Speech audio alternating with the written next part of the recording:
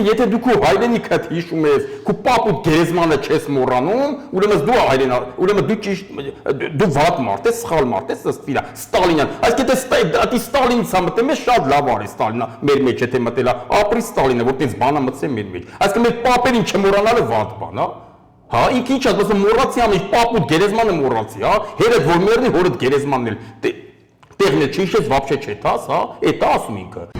Ով Նիկոլից հիասթափում էր դառնում էր արդեն ընդդիմություն, հանրապետականի մեղադրում էր Նիկոլին բերելու մեջ։ Այնինչ որ իրանք բոլորը մասնակցել են անմիջական Նիկոլին բերելու process-ում։ Զոհին մեղադրում են Նիկոլին բերելու մեջ։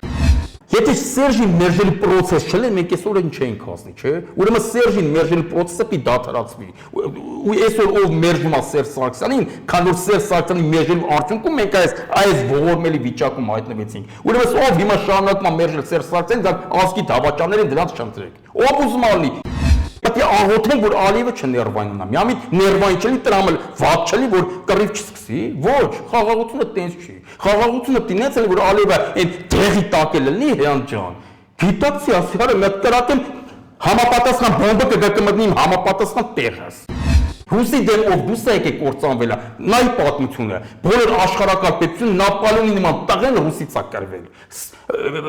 Հիտլերը ռուսից է կրվել, Օսմանյան կայսրությունը ոչնչացել է, Ռուսաստանն է ոչնչացել, այսինքն Ռուսաստանի դեմ դուս եկար պարտվելու ես, աշխարհակարգ տիրություն եղար դառնալ ես մի հատ չուխան պետություն։